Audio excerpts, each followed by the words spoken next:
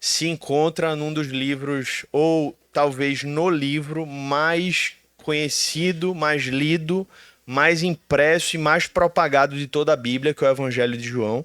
Estima-se que esse é o livro com mais cópias feitas individualmente falando para materiais evangelísticos, o livro onde mais pessoas tiveram a revelação de quem é Cristo, o Verbo. E esse capítulo 1 é o que dá o norte, ele dá o teor de todo o restante do livro de João, porque aqui ele apresenta Cristo desde a sua eternidade. E eu quero convidar você a ler comigo a partir do versículo 1. Vamos ler agora no início até o versículo 5 e depois a gente vai continuar expondo esse texto aqui. Vamos ler a partir do versículo 1 do capítulo 1. A palavra de Deus diz assim: No princípio era o Verbo estava com Deus e o Verbo era Deus. Todas as coisas foram feitas por ele, e sem ele nada do que foi feito se fez. A vida estava nele e a vida era a luz dos homens.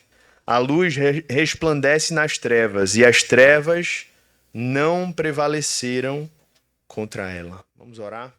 Mais uma vez, Senhor, clamamos e oramos a Ti, não apenas para cumprir uma etapa do culto, mas porque cremos plenamente que se não for a obra do Espírito Santo agindo nos nossos corações enganosos, a Tua palavra nunca cumprirá os seus propósitos em nós. Por outro lado, se for pela obra e pelo poder do Espírito Santo, aplicando a santa e viva palavra em nossos corações, Senhor, apesar de nós, tanto como pregador e nós como ouvintes, o Senhor será capaz, apesar das nossas limitações, de aplicar plenamente a tua vontade, o teu poder e os teus propósitos em nossa alma, Senhor. E é por isso que nós oramos, porque nós estamos clamando, pedindo, Senhor, intercedendo a ti por meio do teu Filho.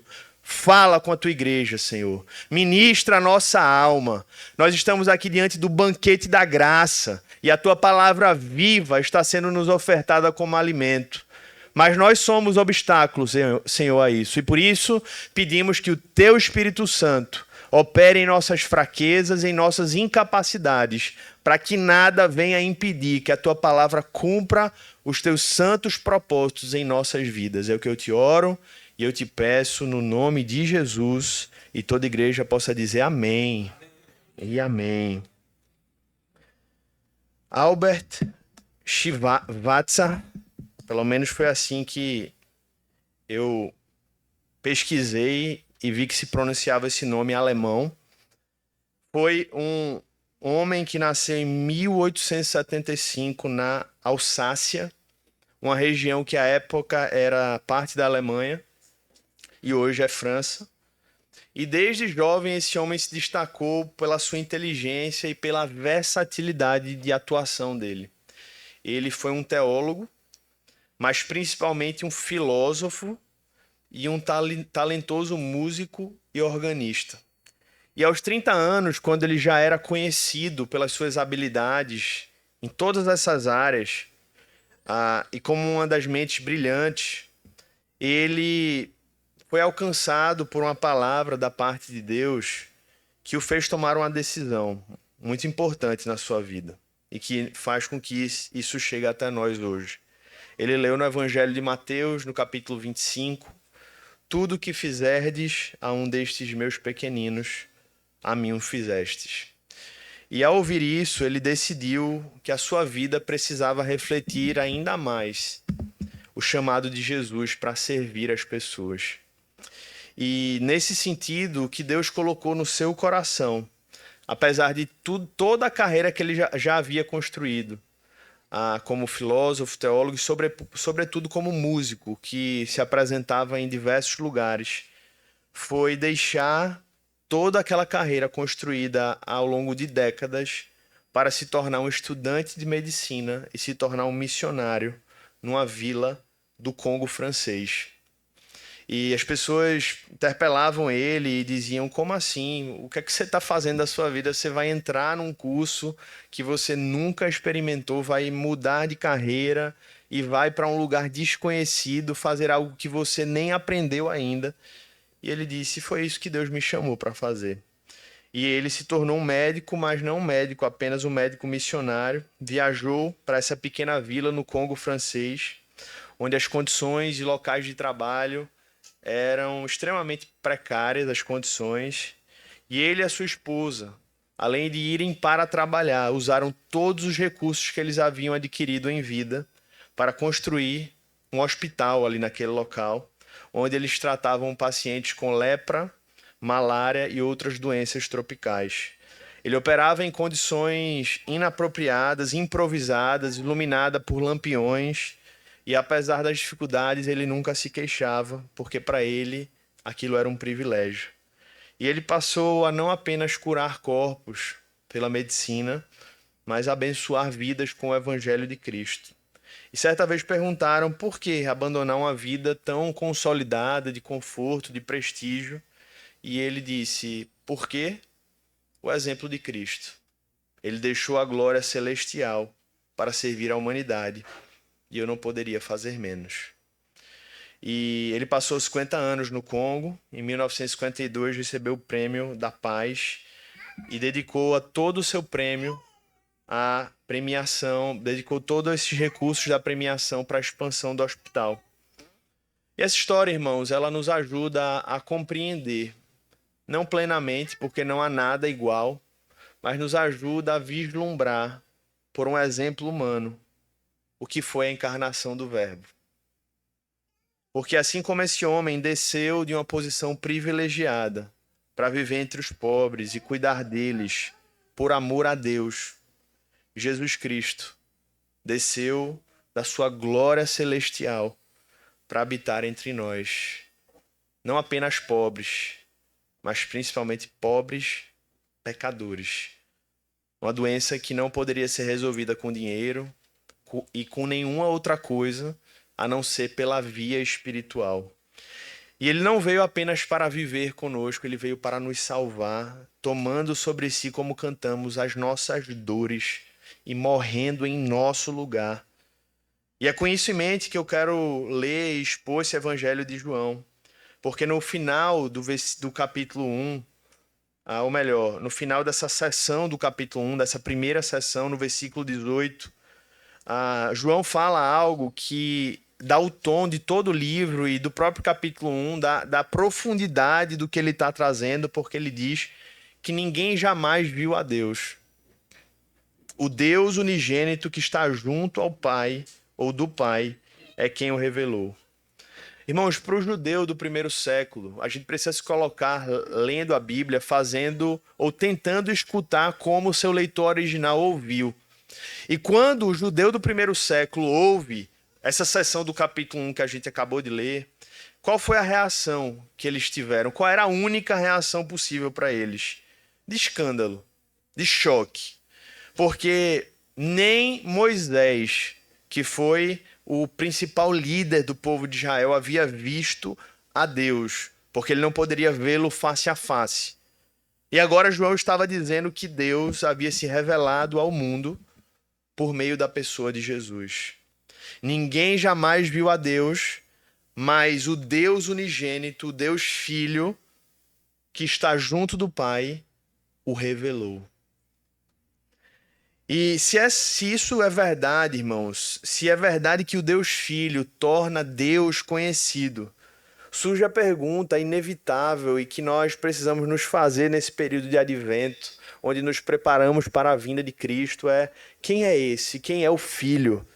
E essa pergunta importa porque o fato é que muitas pessoas têm crido, como você e eu sabemos, em um Cristo que não tem nada a ver com esse Cristo revelado nos Evangelhos. Ontem a gente teve mais um encontro com os jovens aqui da igreja, né? Os poucos jovens que temos para a conversa sobre o livro Cartas do Diabo a Seu Aprendiz. Foi muito legal o momento de conversa e num desses momentos uma pessoa compartilhou que, falando de Cristo, uma das amigas dela disse: não, mas não é esse Cristo que eu estou falando, não é bem por aí, não é esse Cristo que eu conheço, não é nesse Cristo. Eu até creio em Jesus, que ele veio ao mundo, mas eu não creio que ele é Deus. E é literalmente assim que as pessoas têm enxergado e criado a sua versão de Cristo.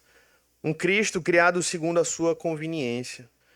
Para alguns, Jesus é apenas um grande mestre moral, para outros, uma inspiração para seus anseios de mudança social. Alguns veem Jesus apenas como um amuleto que ele tira do bolso para solucionar os problemas nos momentos de crise. O problema, irmãos, é que só existe um Jesus verdadeiro.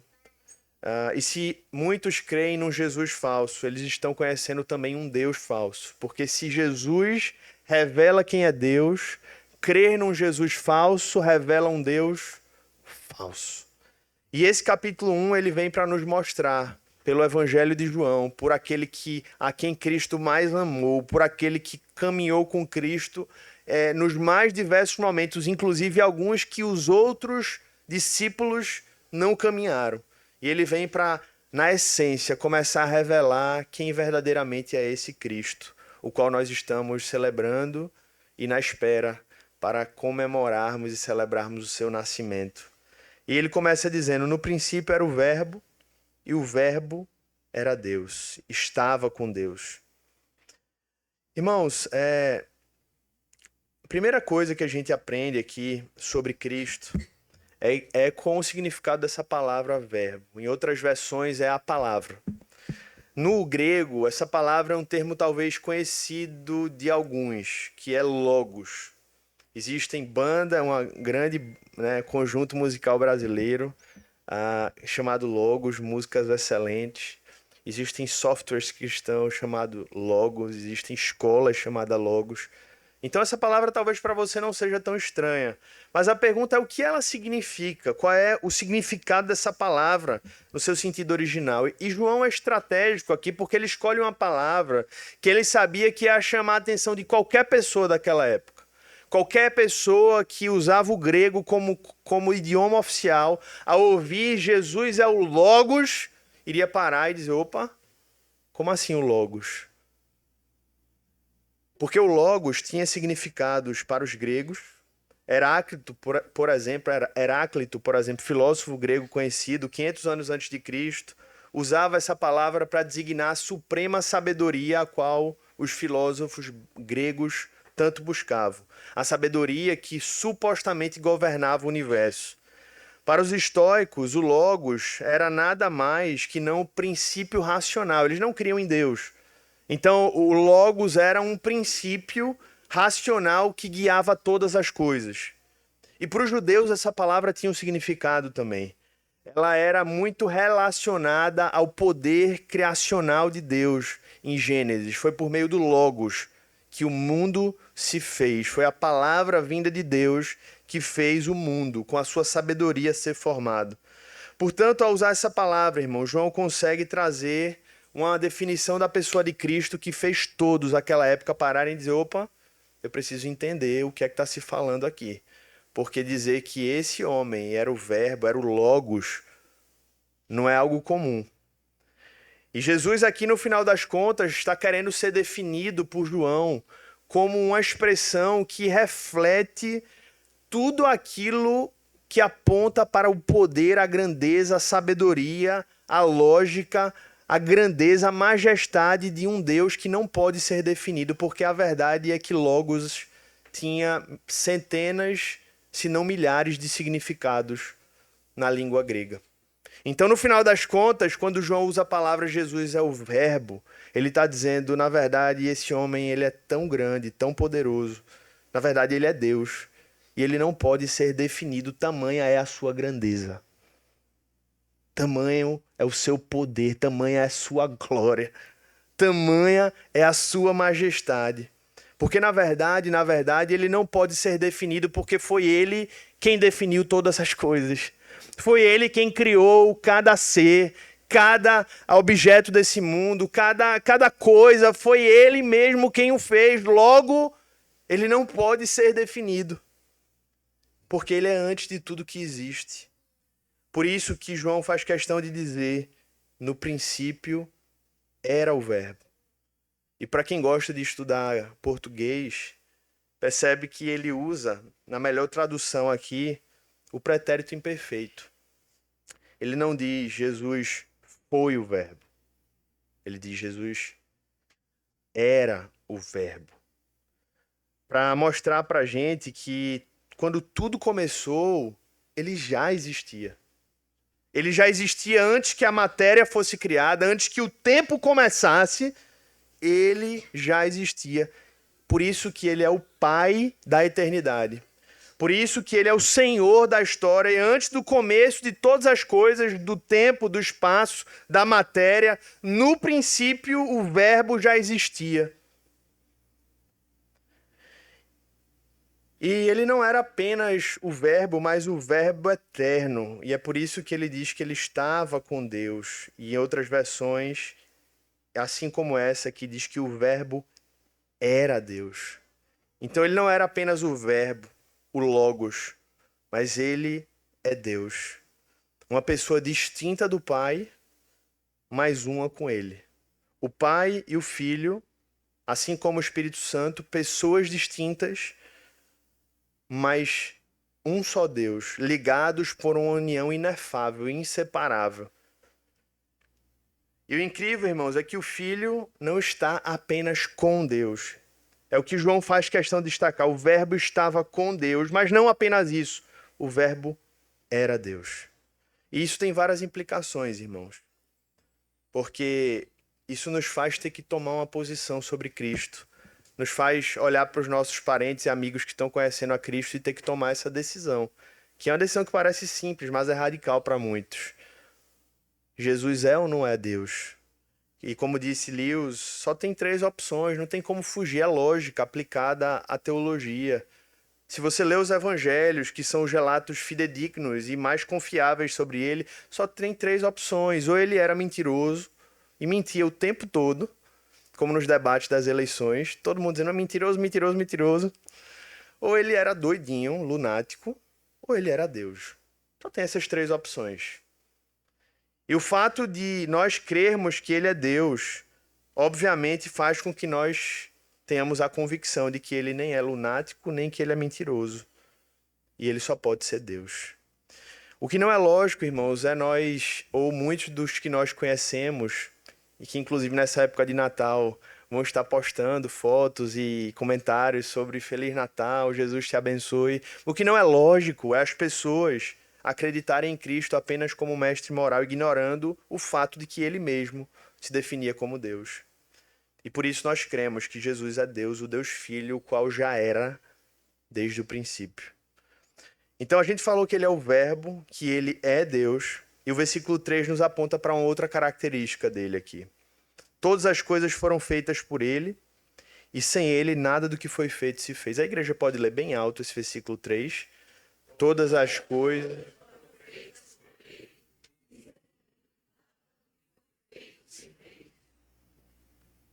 Uma das provas que Jesus é Deus é que ele é o responsável por tudo que existe.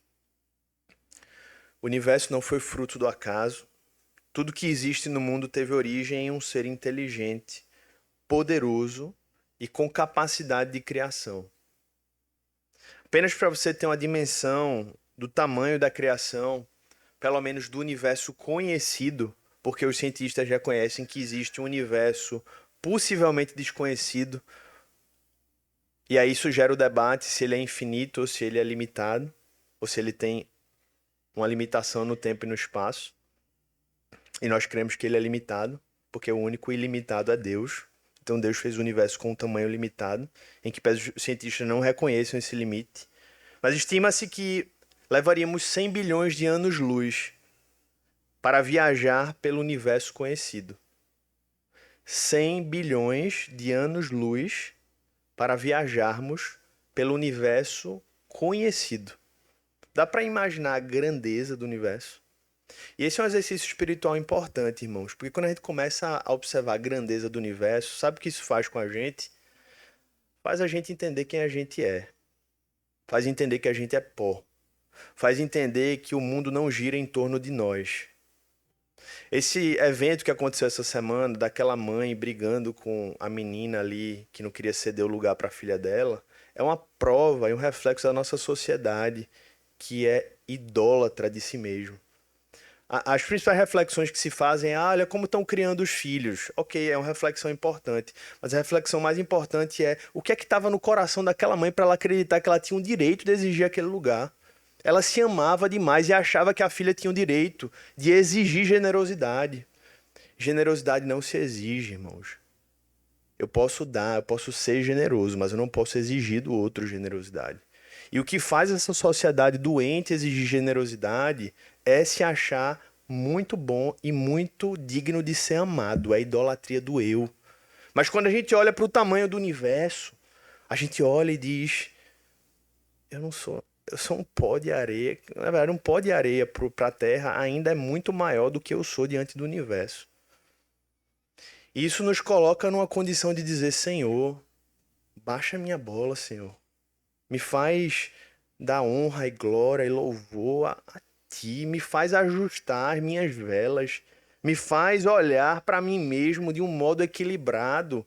Mas não equilibrado segundo a psicologia, segundo os coaches. Me faz olhar de modo equilibrado segundo a tua palavra. Me faz entender quem eu sou.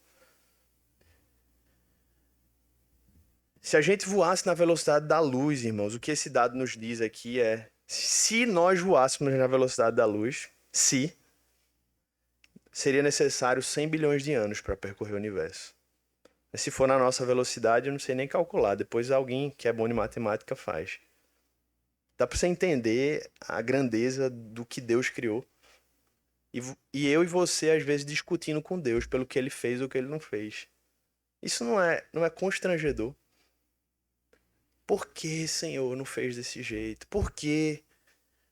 A verdade, irmãos, é que Deus que criou isso, ele é maior do que tudo isso. E o nome de quem criou tem um nome, que é Jesus Cristo. Ele criou isso.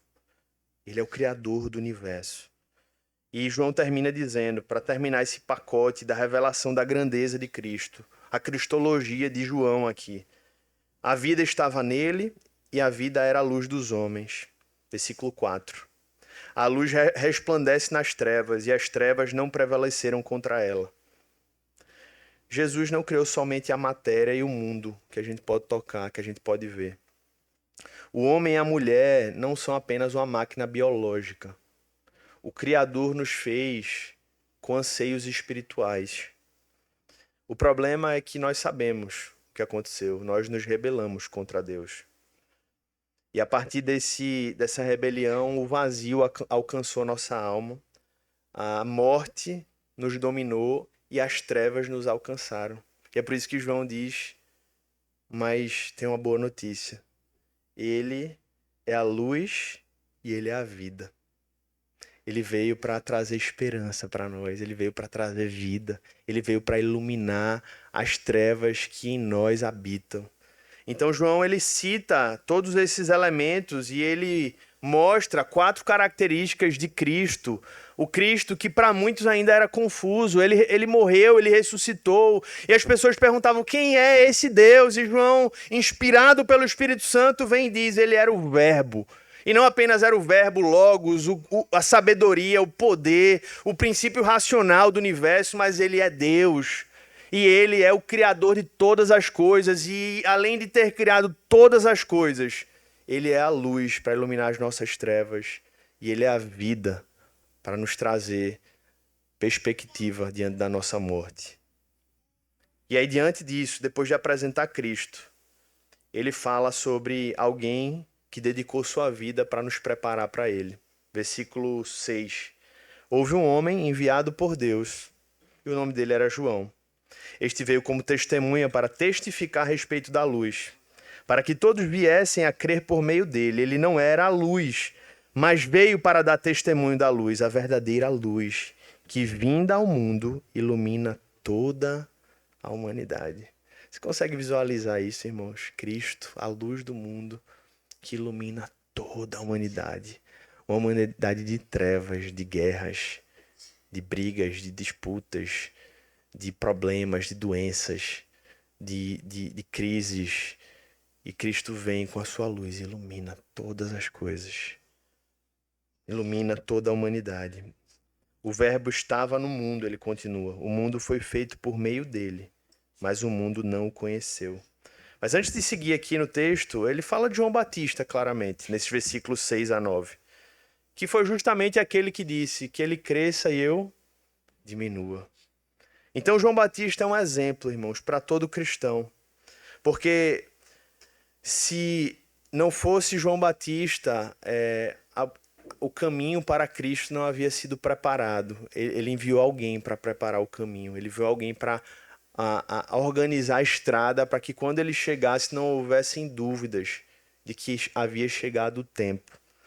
E se é verdade que do versículos 1 a 5 ele traz 4 características eternas do Deus Filho, a partir do versículo 10 a 18 ele vai tratar do Deus Filho agora encarnado.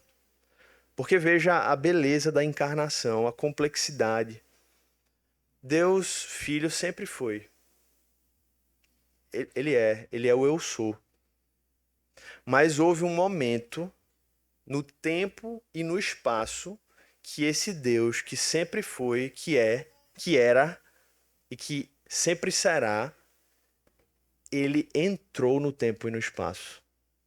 Alguns acham que a complexidade da encarnação é apenas o fato de um Deus ter se tornado homem. Isso é difícil de entender, mas você parar para pensar um Deus que não está dentro do tempo, não está dentro do espaço, a limitação que ele se impôs ao entrar no tempo e no espaço talvez seja mais difícil de explicar do que a própria encarnação corporal. Porque para Deus não existe passado, presente e futuro. Ele vive no tempo. Na verdade, o tempo não alcança. Ele criou o tempo. E João vem e diz assim, olha, o verbo se fez carne, ele entrou no mundo e ele se sujeitou às regras humanas que ele mesmo criou para os homens. E no tempo que João escreveu esse evangelho, durante inclusive os primeiros séculos da fé cristã, surgiu a maior heresia que tentava a igreja, que era o gnosticismo. Essa foi a maior luta dos apóstolos nos primeiros séculos, que basicamente era uma heresia que gerava uma dificuldade de se crer na humanidade de Cristo. Eles não conseguiam aceitar Cristo como homem. Para eles era impossível dizer, não, ele é Deus, como ele poderia ser homem? Isso muito influenciado pelo platonismo. Matéria má, espírito bom. E aí João vem e diz explicitamente, versículo 14, eu vou pular, depois eu volto. E o verbo se fez carne e habitou entre nós, cheio de graça e de verdade, e vimos a sua glória, glória como do unigênito do Pai. Irmãos, a segunda pessoa da Trindade assumiu a natureza humana sem abandonar a sua natureza divina. Como? Não sei. Não sei. Mas é o que João está dizendo. O verbo se fez carne. As duas naturezas, a divina e a humana, se uniram, se fundiram. E o Deus Filho vestiu a nossa humanidade, exceto no nosso pecado. Esse é o mistério da encarnação. O Deus Filho se revestiu da nossa humanidade, exceto no nosso pecado. Como se explica a encarnação? Não se explica, se crê. Mas ele não encarnou, irmãos, para um passeio. Ele não veio ao mundo para curtir ali. Vamos ver como é que é essa experiência. Ele veio com a missão.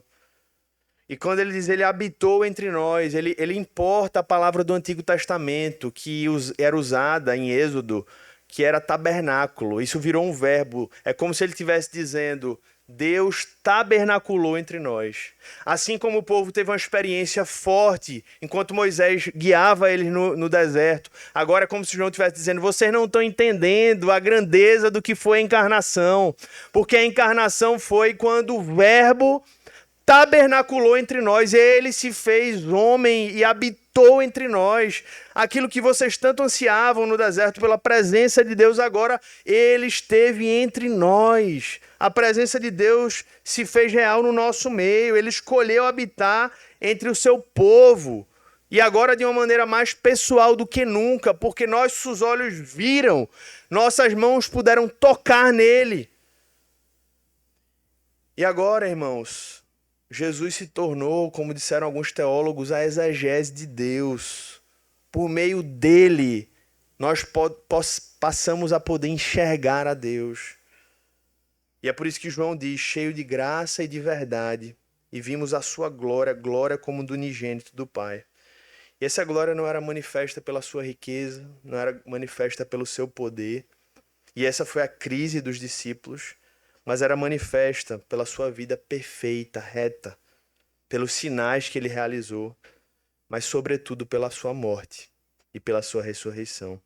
E o que mais marca João aqui nessa história era algo que parece às vezes irreconciliável, que parece difícil de compatibilizar, parece água e óleo. João disse, sabe o que me marcou na vida com Cristo? Graça e verdade.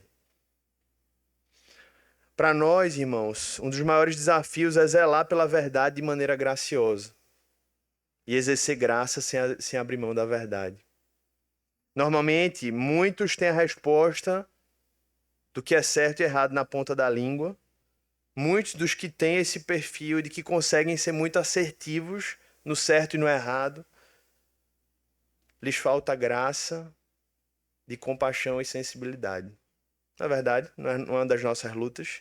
E por outro lado, muitas vezes as pessoas que são mais empáticas, são mais sensíveis, uma das tentações que elas enfrentam é coragem, firmeza para falar o que é certo no momento certo.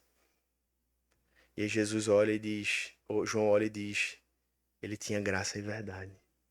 Perfeitamente, plenamente. E isso é belo, irmão, isso é glorioso. Graça e verdade caminhando juntos.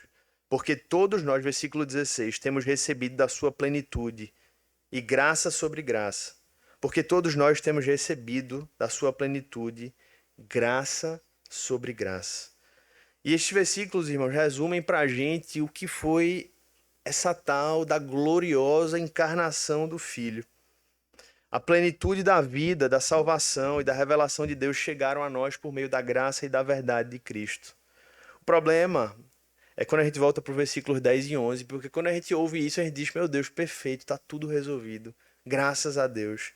Mas os versículos 10 e 11 nos mostram a crise do mundo, o problema, a insanidade que a gente vive e o porquê muitos não creem.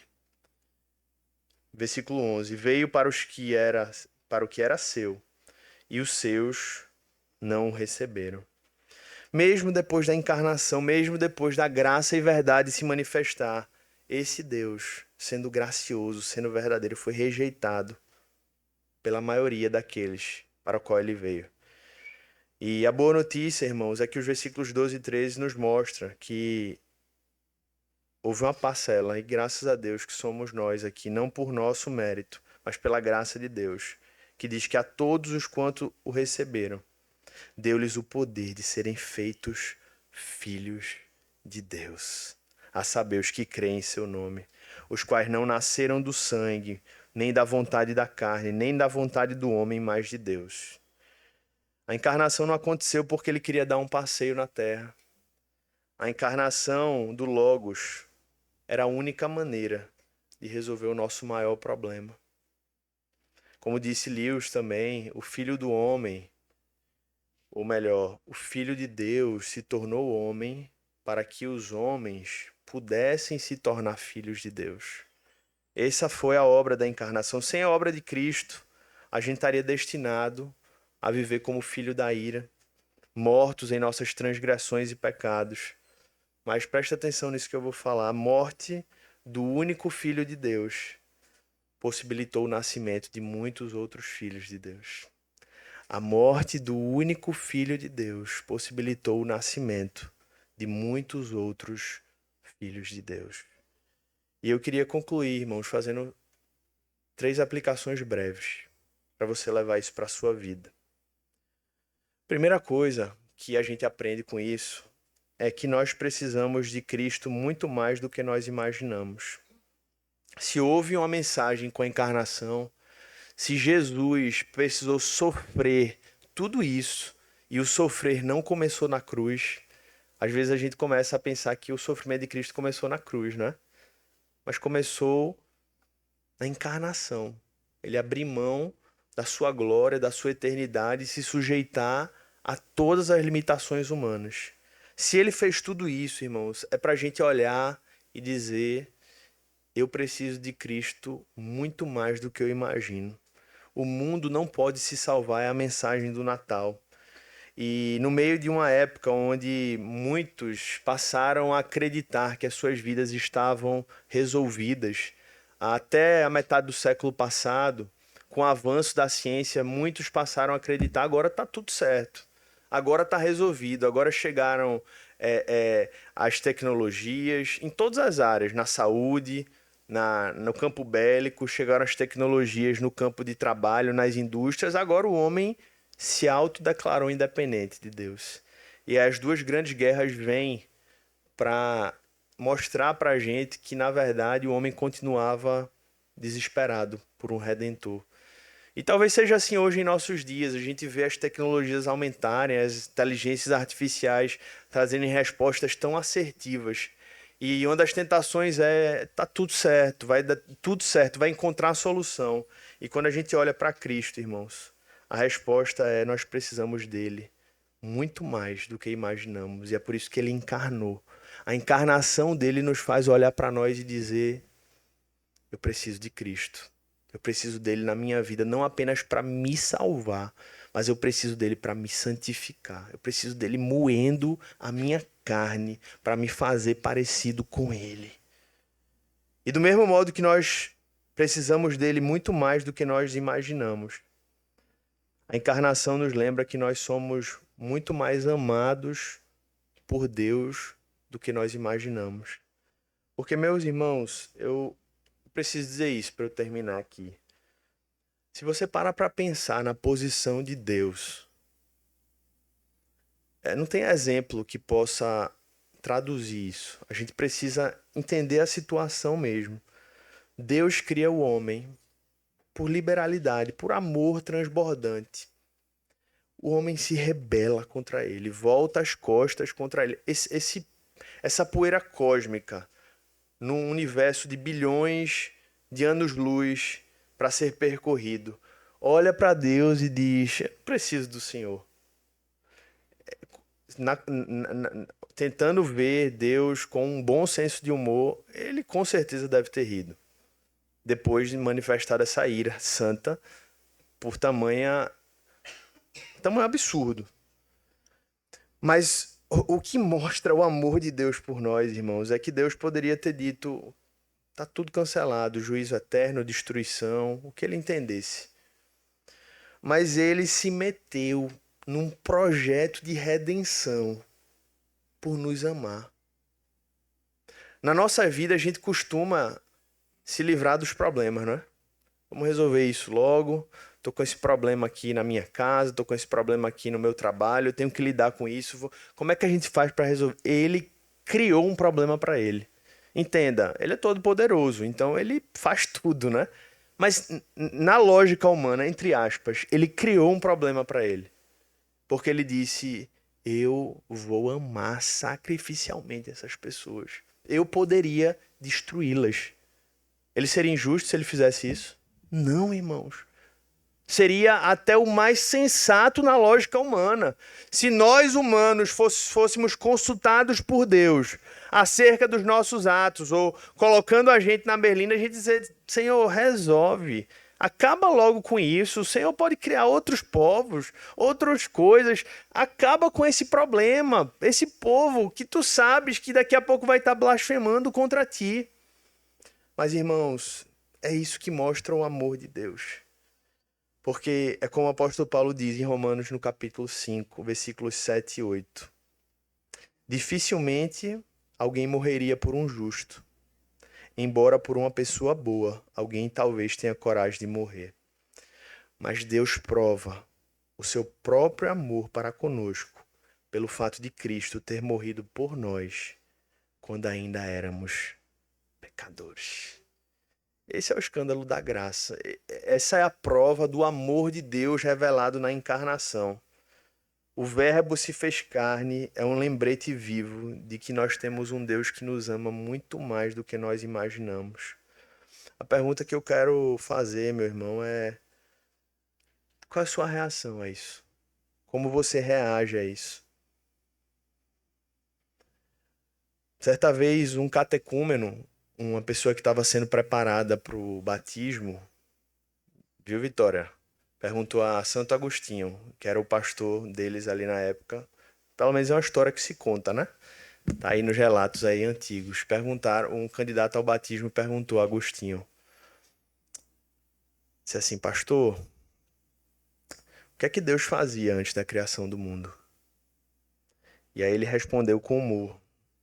Ele preparava o inferno para colocar pessoas que fazem esse tipo de pergunta. E depois que ele tirou essa brincadeira, né, para mostrar que o humor tem o seu lugar, ele respondeu de maneira teológica e profunda. Antes de criar o mundo, Deus amava. Ele amava dentro da própria Trindade. E é isso que diferencia a fé cristã de qualquer outra fé. Maomé, ou melhor, Alá não tinha quem amar antes da suposta criação do mundo, do Islã. Porque ele não é triuno, ele não é triuno, ele não é trino. Mas Deus, o que é que ele fazia antes da criação do mundo? Ele amava. A Trindade sempre existiu em perfeita unidade e em perfeito amor. E esse amor já vivenciado de maneira abundante na Trindade é o que define a própria essência de Deus. Antes da criação, o Pai, o Filho e o Espírito Santo existiam em um relacionamento de amor absoluto, pleno e suficiente. E aí o que é que aconteceu? Esse amor transbordou. E a criação do homem é o resultado desse amor transbordante de Deus por nós. E ele transbordou tanto, irmãos, que ele não apenas criou o homem, ele transbordou tanto ao ponto de decidir nos amar, quando o mais lógico era ele dizer: vamos cancelar esse projeto. Foi por amor que ele enviou o seu filho, foi por amor que ele enviou o Verbo, foi por amor que esse Verbo habitou entre nós. E esse amor ele é incompreensível. Não porque seja irracional, mas porque é um amor sacrificial, transcendente, divino. O Verbo assumiu a nossa humanidade e se entregou na cruz para nos reconciliar com o Pai. E ele não fez isso porque precisava de nós, mas porque desejava compartilhar conosco a plenitude desse amor. E a pergunta para nós concluirmos é: o que faremos, irmãos? Nesse Natal, mais uma vez se aproximando, o que é que isso impacta em nossas vidas, como nós vamos responder a esse amor segundo aquilo que ele tem derramado em nós. O exemplo do médico que eu comecei falando foi um dos exemplos de como Deus, de uma maneira extremamente intensa, usou para provar na vida dele que a obra de Deus, ela é uma geradora de frutos. Se Deus me amou tanto, eu preciso amá-lo, tal qual. E só há uma resposta para isso, irmãos. Deus vai tratar isso individualmente com cada um, como ele sempre faz. Mas é necessário rendição, adoração e proclamação. Primeira coisa é você dizer: Senhor, eis-me aqui, envia-me a mim. Envia-me a mim a minha casa, envia-me a mim as pessoas que o Senhor quer que eu chegue, envia-me a mim no teu tempo e no teu modo. Eis-me aqui, envia-me a mim, rendido estou. Te adoro, Senhor, minha vida é tua. E agora eu quero te proclamar. Porque, do mesmo modo que a Trindade não pôde ficar confortável com esse amor para si, nós refletimos a Trindade quando nós entendemos que isso não dá para ficar para a gente, irmãos. A encarnação nos lembra que, assim como Deus deu esse passo de sacrifício, nós somos chamados a dar esse passo de amor transbordante. E que esse amor que transborda da eternidade nos constranja, nos transforme e nos mova a viver para a glória de Deus, desse Deus que encarnou e habitou entre nós. Amém? Fechar os nossos olhos. Faça a sua oração individual. Coloque diante do Senhor aquilo que Ele falou ao seu coração nessa manhã. Não perca a oportunidade de refletir diante de um mundo tão intenso em assaltar as nossas reflexões. Faça a sua oração, faça a sua avaliação individual.